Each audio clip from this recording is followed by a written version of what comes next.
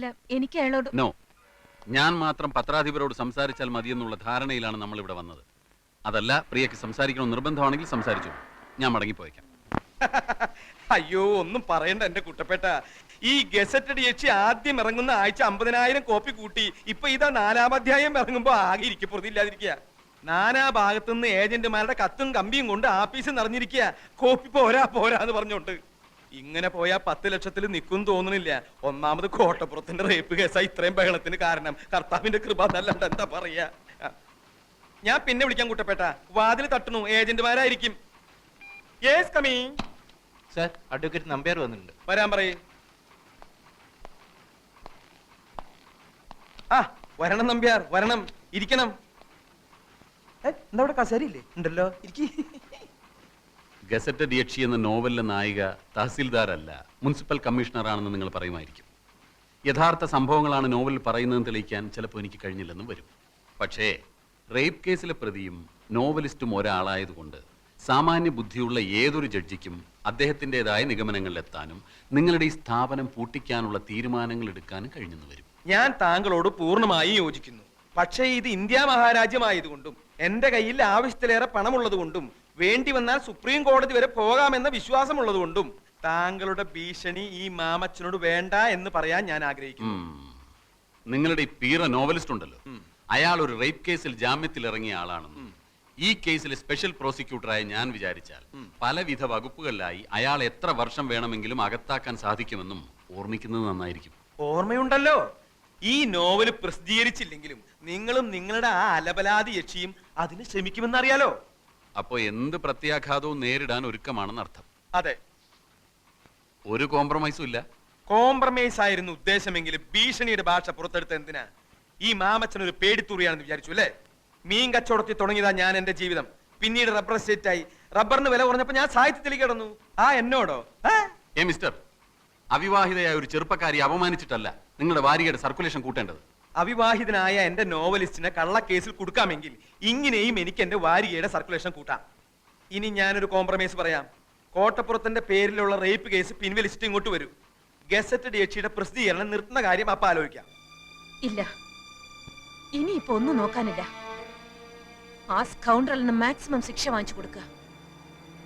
എന്നിട്ട് ജയിലിനകത്തിട്ട് അവന് എഴുതുന്ന കൈയുണ്ടല്ലോ, പോലീസുകാർക്ക് കാശ് കൊടുത്ത് ആ കൈ തല്ലി ചതക്കുക. നാട്ടുകാരുടെ മുമ്പിൽ വിഴുപ്പലക്കണ്ടല്ലോ എന്ന് ഓർത്താ കോടതിക്ക് പുറത്തു വെച്ച് തീരുന്നെങ്കിൽ തീർന്നോട്ടെ എന്ന് കരുതിയത്. ഇപ്പൊ എനിക്ക് മനസ്സിലായി, ഈ വൃത്തികെട്ടവന്മാരെ വെറുതെ വിട്ടാൽ സമൂഹത്തിന് തന്നെ അത് വലിയ ദോഷം ചെയ്യും. പ്രിയ പറഞ്ഞതാ ശരി. ഇനി ഒന്നും ആലോചിക്കാനില്ല, ഒക്കെ ഇനി കോടതി.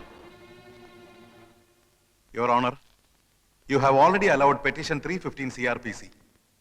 So let me examine the accused number 1 and 2 as witnesses. Yes, you may proceed.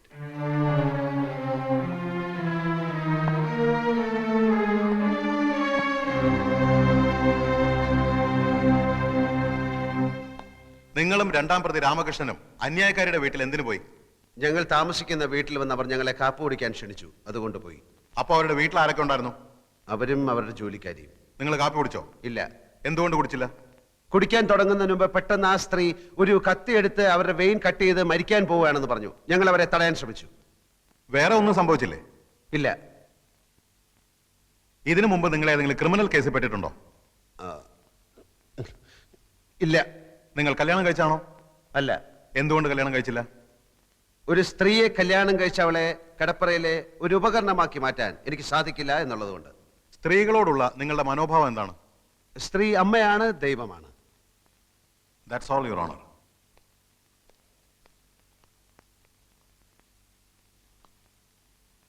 ദൈവത്തെ അപമാനിക്കലാണോ നിങ്ങളുടെ ജോലി? എന്റെ ജോലി കഥ എഴുത്താണ്. അല്പം മുമ്പ് നിങ്ങൾ പറഞ്ഞു സ്ത്രീ അമ്മയാണ്, ദൈവമാണെന്നൊക്കെ. അങ്ങനെ പറഞ്ഞ നിങ്ങൾ ഗസറ്റഡ് യക്ഷി എന്ന ആഭാസകരമായ ഒരു നോവൽ എഴുതി സ്ത്രീ വർഗത്തെ തന്നെ അപമാനിക്കാൻ ശ്രമിക്കുകയാണെന്ന് ഞാൻ പറഞ്ഞാൽ നിഷേധിക്കാൻ പറ്റുമോ? നോവലല്ല, ജീവിതം. ഓഹോ, സ്ത്രീയെക്കുറിച്ചുള്ള നിങ്ങളുടെ കാഴ്ചപ്പാടല്ലേ ആ നോവലിൽ എഴുതിയിരിക്കുന്നത്? അല്ല, ഈ ലോകത്ത് നല്ല സ്ത്രീകളും ചീത്ത സ്ത്രീകളുമുണ്ട്. നല്ല സ്ത്രീകളെ നായികമാരാക്കി ഞാൻ ധാരാളം നോവലുകൾ എഴുതിയിട്ടുണ്ട്. പക്ഷെ ഗസറ്റഡ് യക്ഷിയിലെ നായിക ഒരു വൃത്തികെട്ട സ്ത്രീയാണ് എന്ന് മാത്രം. അന്യായക്കാരിയോടുള്ള പക തീർക്കാനല്ലേ നിങ്ങൾ ആ നോവൽ എഴുതിയത്? കാശിന് വേണ്ടിയാണ് ഞാൻ നോവൽ എഴുതുന്നത്. ഗസറ്റഡ് യക്ഷിയിലെ നായികയുടെ ചിത്രത്തിന് അന്യായക്കാരിയുടെ മുഖം എങ്ങനെ വന്നു? അത് ചിത്രം വരച്ച ആളോട് ചോദിക്കണം. നിങ്ങൾ മദ്യപിക്കാറുണ്ടോ?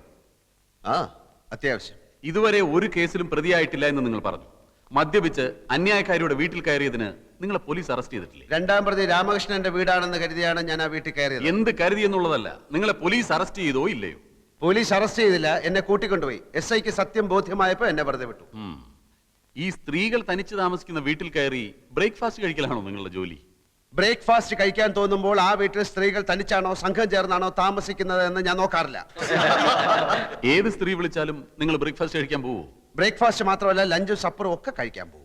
വർഷങ്ങളായി മനസ്സിൽ കൊണ്ടു നടന്ന അന്യായക്കാരിയോടുള്ള പക തീർക്കാൻ വേണ്ടിയാണ് നിങ്ങൾ അവരെ മാനഭംഗം ചെയ്യാൻ ശ്രമിച്ചതെന്ന് ഞാൻ പറഞ്ഞാൽ നിഷേധിക്കാൻ കഴിയൂ? കഴിയും. ഞാൻ ഈ സ്ത്രീയെ ആദ്യമായി കാണുന്നത് തന്നെ ഏതാനും ദിവസങ്ങൾക്ക് മുൻപാണ്. ഓഹോ, സ്ത്രീയെ കിടപ്പറയിൽ വെറും ഒരു ഉപകരണമാക്കി മാറ്റാൻ സാധിക്കാത്തതുകൊണ്ടാണ് നിങ്ങൾ കല്യാണം കഴിക്കാത്തതെന്ന് ഇവിടെ പറഞ്ഞു. അതെ. നിങ്ങളുടെ അച്ഛന്റെ പേര് കൃഷ്ണമേനോൻ. അതെ. അമ്മ ലക്ഷ്മിക്കുട്ടി അമ്മ. അതെ. ഇതാരുടെ കല്യാണക്കത്താണ്? ഇതാരുടെ കല്യാണക്കത്താണെന്നാ ചോദിച്ചത്. പറയൂ. എന്റെ കല്യാണക്കത്താണ്. എന്ന് വെച്ചാൽ സ്ത്രീയെ കിടപ്പറയിലെ ഉപകരണമാക്കി മാറ്റാൻ ഇഷ്ടമില്ലാത്ത നിങ്ങളുടെ വിവാഹ ക്ഷണപത്രം. നിങ്ങളുടെ ഭാര്യ ഇപ്പൊ എവിടെ?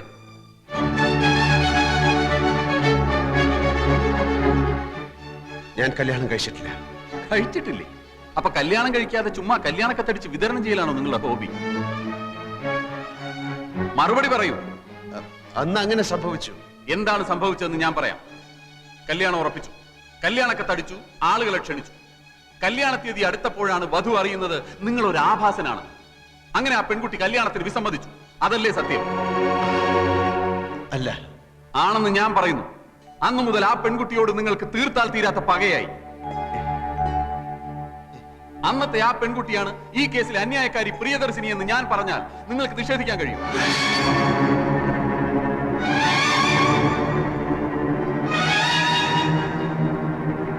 ഈ ക്ഷണക്കത്തിലെ വധു പ്രിയ മേനോൻ തന്നെയാണ് അന്യായക്കാരി പ്രിയദർശിനി. വരൻ വിദ്യാസാഗർ തന്നെയാണ് ഇപ്പോഴത്തെ ഈ novelist Sagar Kottappuram. Your honour, അന്ന് തന്നെ നിഷേധിച്ച പെൺകുട്ടിയോടുള്ള മുൻ വൈരാഗ്യം തീർക്കാൻ വർഷങ്ങളായി അവസരം തേടി നടന്ന പ്രതി ഒടുവിൽ ഈ കിട്ടിയ സന്ദർഭം ഇവിടെ ഉപയോഗപ്പെടുത്തുകയായിരുന്നു എന്നുള്ളതാണ് സത്യം. That's all your owner.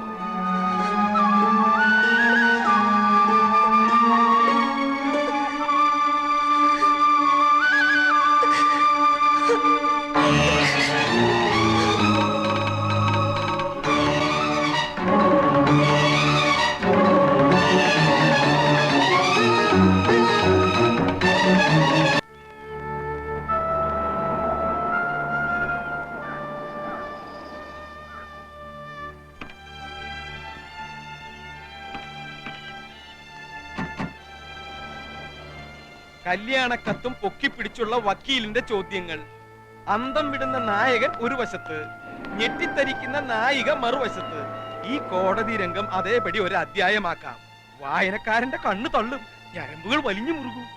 ചൂടാറുന്നതിന് മുമ്പ് ഈ മാറ്ററിന്റെ എഴുതി തന്നേക്ക്. അതിരിക്കട്ടെ, കല്യാണക്കത്തടിച്ചു, കല്യാണം നടന്നില്ല, അതെന്താ കാരണം? അത് പോട്ടെ.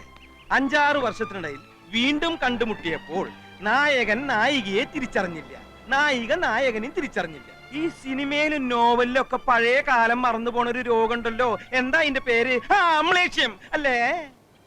രണ്ടാൾക്കും അമ്ലേഷ്യം പിടിപെട്ടതാണോ? എന്തെങ്കിലും ഒന്ന് പറ എന്റെ കോട്ടപ്പുറം.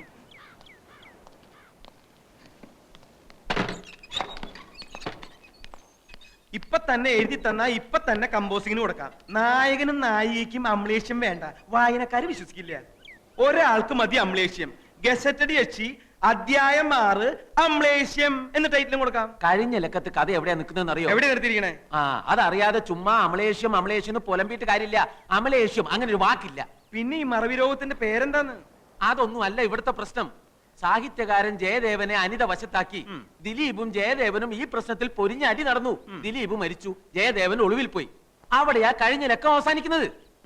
അടുത്ത ലക്കത്തിൽ പെട്ടെന്ന് എങ്ങനെ നായകനും നായികയും കോടതിയിലെത്തും? നായകനെ പോലീസ് പിടിക്കട്ടെ. എന്നിട്ട് നായകൻ പോലീസിനോട് പറയുന്നു നായികയുടെ പ്രേരണ മൂലമാണ് താൻ ദിലീപിനെ കൊന്നതെന്ന്. അപ്പൊ നായികയും പോലീസ് പിടിക്കും. അങ്ങനെ നായകനും നായികയും കോടതിയിൽ മുഖാമുഖം നിൽക്കും. വക്കീൽ ചോദ്യങ്ങൾ ചോദിക്കും. പെട്ടെന്നാണ് കഥയിൽ ട്വിസ്റ്റ് വരുന്നത്. അവർ പണ്ടെന്നോ കല്യാണക്കത്തടിച്ചിട്ടും കല്യാണം കഴിക്കാത്തവർ. അമ്ലേഷ്യം. എന്താ കുഴപ്പം? സാറിന്റെ അത്രയും മണ്ടന്മാരല്ല ഇവിടുത്തെ വായനക്കാര്. വായനക്കാർക്ക് അമ്പളേഷം പിടിപെട്ടാലും മതിയല്ലോ. എല്ലാം കോട്ടപ്പുറം തീരുമാനിച്ചോളൂ. പക്ഷെ എന്തെഴുതിയാലും വായനക്കാരന്റെ കണ്ണ് തള്ളണം, ഞരമ്പ് വലിഞ്ഞു മുറുകണം. ഒന്ന് എഴുതി തരൂന്നേ. ഒന്നിങ്ങോട്ട് വന്നേ. എന്തിനാ? അല്ല ഒന്നിങ്ങോട്ട് വരൂ. കസേര അവിടെ ഇരുന്നോട്ടെ. ആയിരുന്നോട്ടെ. വരുന്നുട്ടോ കോട്ടപ്പുറം. അമ്ലേഷ്യം. ഇയാൾ എവിടുത്തുകാരനാടോ? ചങ്ക് പൊട്ടി നിൽക്കുന്ന ഒരു മനുഷ്യനോട് ഇങ്ങനെയാണോ സംസാരിക്കുന്നത്?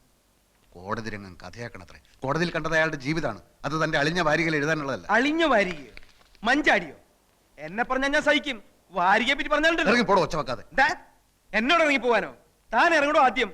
ഞാനാ ഈ മുറിക്ക് വാടക കൊടുക്കണേ, അല്ല തന്റെ അപ്പാപ്പനെ. നമ്മൾ തമ്മിലുള്ള മുൻപരിചയമൊക്കെ ഞാൻ മറന്നുപോയി. കാരണം എനിക്ക് അമ്നേസിയാണ്.